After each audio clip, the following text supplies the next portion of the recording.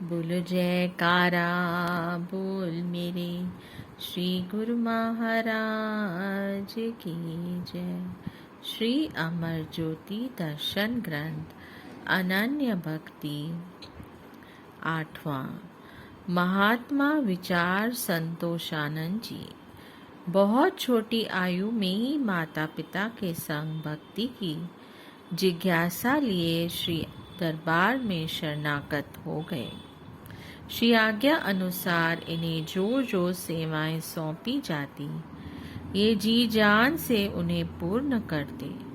श्री 108 श्री चतुर्थ पातशाही जी महाराज जी ने अपनी असीम कृपा बरसाते हुए आपको बिजली विभाग एवं मशीनरी के सब कामों में निपुण होने का आशीर्वाद दिया।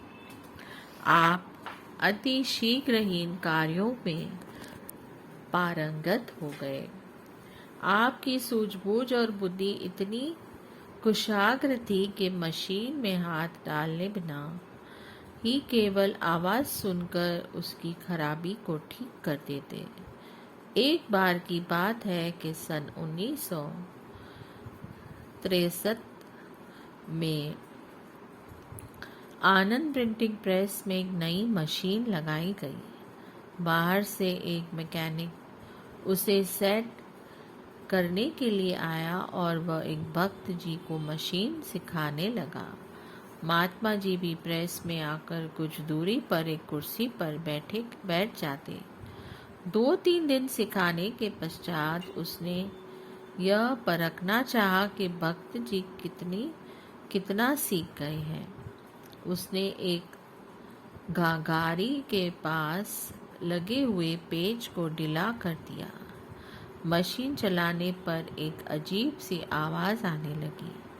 महात्मा जी ने दूर से भक्त जी को आवाज लगाकर कहा कि मैकेनिक ने फला पेज को ढीला कर दिया है, पहले उसे अच्छी तरह कसो फिर मशीन चल पाएगी। मैकेनिक महात्मा जी की सूझबूझ देखकर हैरान रह गया। पास आकर कहने लगा कि मुझे भी कितने वर्ष हो गए हैं इस काम को करते हुए, लेकिन जब तक मशीन में हाथ न डाला जाए तब तक इसकी त्रुटि को ठीक नहीं किया जा सकता।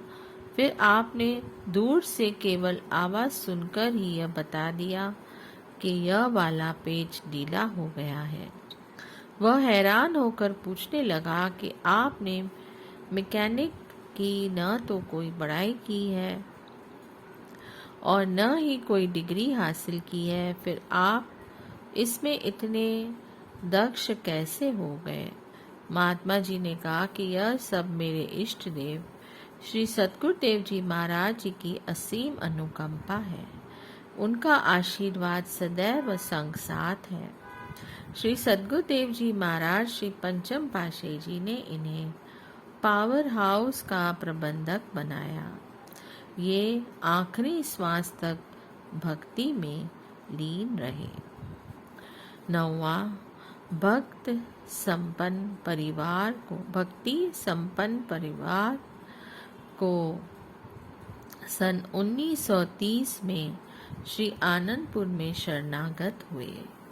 उनमें भक्त धर्मजस जी का नाम उल्लेखनीय है। इनके सुपुत्र भक्त हरि जी महात्मा परम श्रद्धानंद जी 2.5 साल की अवस्था में माता पिता के साथ यहाँ आ गए। बाल्यकाल से लेकर बड़े होने तक श्री आज्ञानुसार श्री दरबार की सेवा को तन प्राण से निभाया। श्री पंचम पातशाही जी महाराज जी के समय में इनकी सेवा श्री तृतीय पातशाही जी के श्री सिंहासन श्री आनंद शांति भवन में लगाई गई। बगीचे की सेवा भी साथ में करते हुए श्री सिंहासन पर सदा हार्दिक शुद्ध भक्ति भावना से सेवा पूजा करते। श्री चरणों में इन्होंने कई बार विनय की कि महाप्रभु, आपने मुझे इस मान सेवा का सौभाग्य प्रदान कर मुझ पर अत्यंत उपकार किया है। मेरे दिल की एक साध है, वह आपकी कृपा से ही पूर्ण हो सकती है।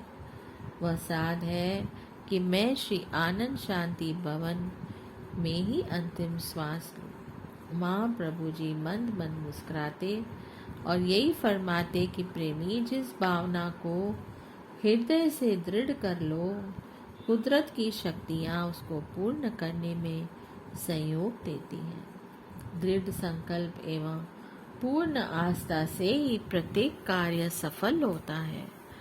आपके श्री वचन महात्मा जी के अंतर्मानस की गहराइयों में समा गए। हर समय इसी ध्यान में लीन रहते कि कहीं मैं इस भावना से विचलित न होने पाऊं। अनन्य श्रद्धा, भक्ति एवं विश्वास को पूर्ण रखते हुए वे श्री आनंद शांति भवन में अंतिम श्वास लेते हुए गुरु चरणों में समा गए। 10वें, हेमूमल भगत जी सिंधी श्री तृतीय पातशाही जी के समय परिवार से श्री दरबार में शरणागत हुए। हर एक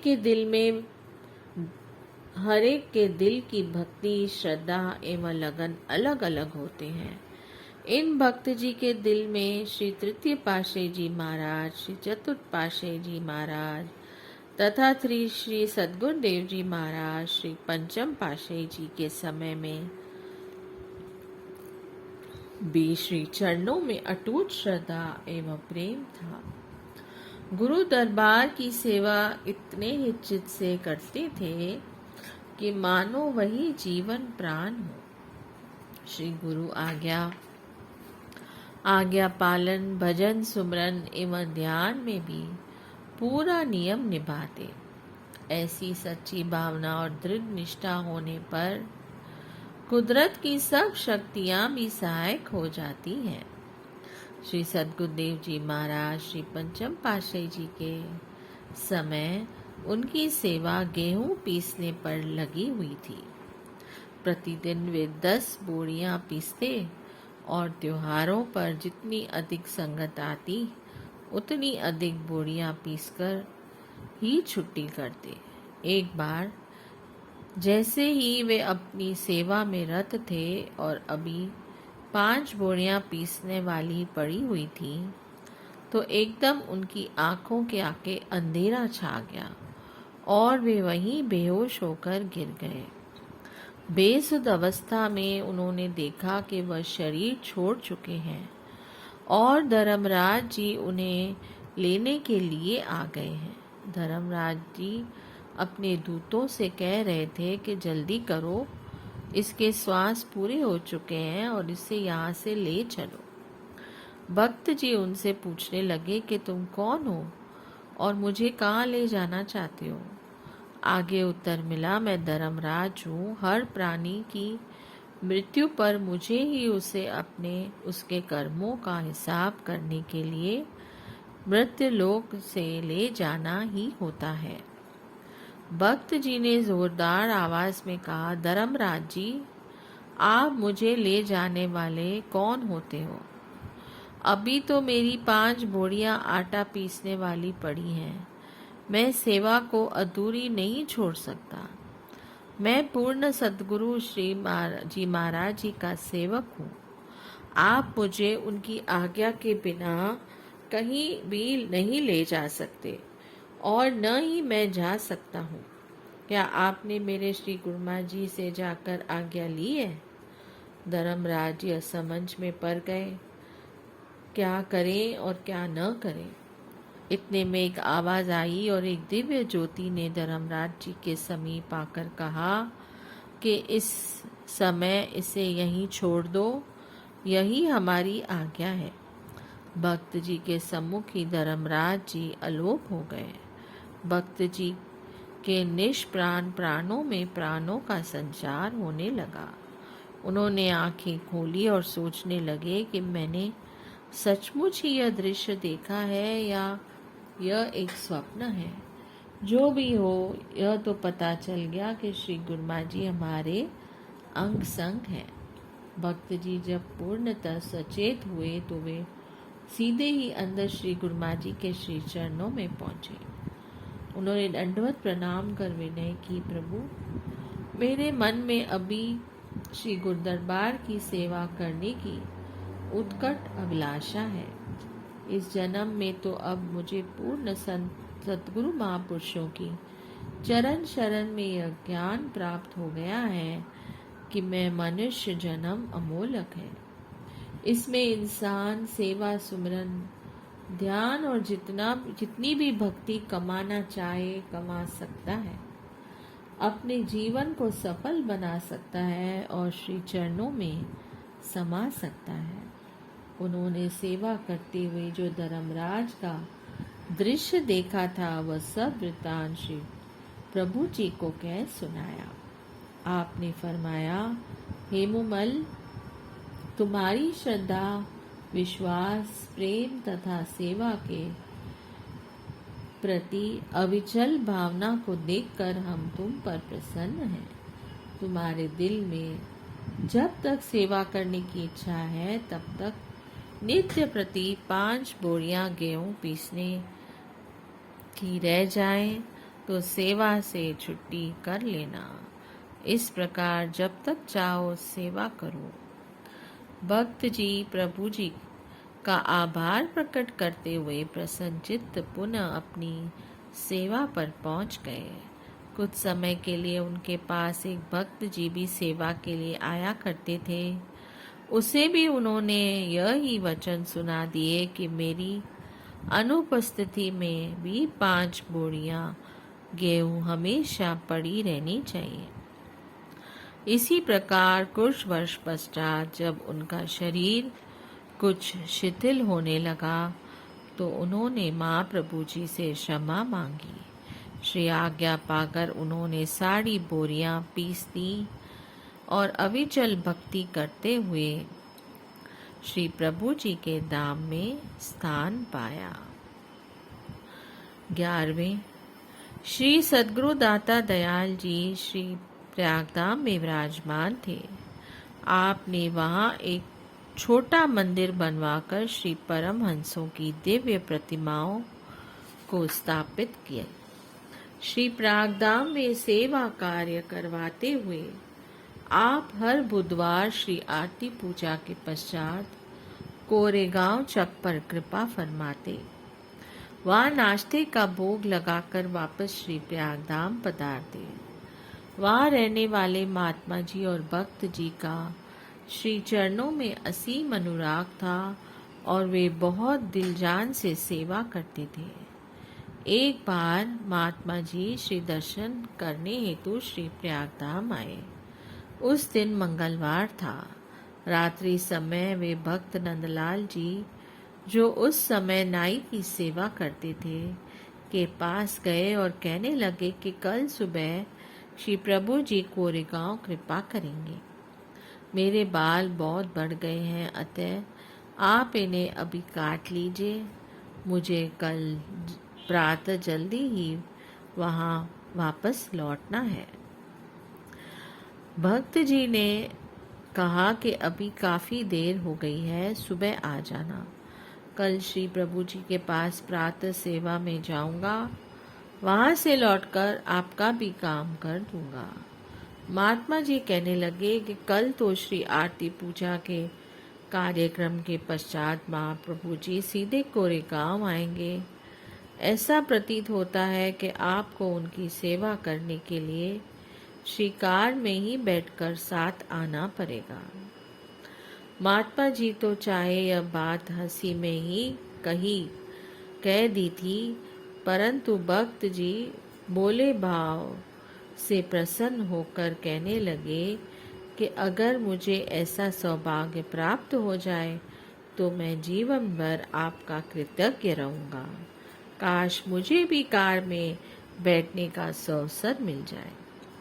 अगले दिन प्रातः श्री आरती पूजा का कार्य संपन्न हुआ। तत्पश्चात श्री प्रभु जी कार में विराजमान होकर कोरेगांव की ओर प्रस्थान करने लगे। महात्मा जी को देखकर फरमाया कि आप यहीं हो, चलना नहीं? उन्होंने विनय की, जी स्वामी जी, चलना है। महाप्रभु जी ने कहा कि कार के पीछे पीछे आ जाओ। कोरेगांव से कुछ ही दूरी पर अचानक महाप्रभु जी ने कार चला रहे महात्मा योग सत्यानंद जी को फरमाया कि हमने तो भक्त नंदलाल को प्रातः श्री आरती पूजा के पश्चात ऊपर सेवा के लिए बुलाया था। वह तो ऊपर आकर बैठा होगा, अब क्या किया जाए। महात्मा जी ने कहा कि मैं वहां जाकर उसे वापस जाने के लिए कह देता हूँ। अंतर्यामी श्री प्रभु जी ने फरमाया, नहीं, उसे वापस न भेजो। ऐसा करो कि उसे इस कार में बिठाकर यहाँ ले आओ। हम यहीं उसे सेवा का अवसर प्रदान कर देंगे। इतना कहकर गट गट की जानने वाले दयानिधि प्रभु जी जट ही श्री कार से उतरकर वहां से चरणों के बल ही चल पड़े। सचमुच महापुरुषों की दयालुता का अंत नहीं पाया जा सकता। वे करुणा के अथाह सिंधु होते हैं और सच्चे सेवकों पर अपने करुणा की अनवरत बरसात करते रहते हैं। उधर महात्मा जी कार लेकर वापस श्री प्रयागधाम की ओर आ गए।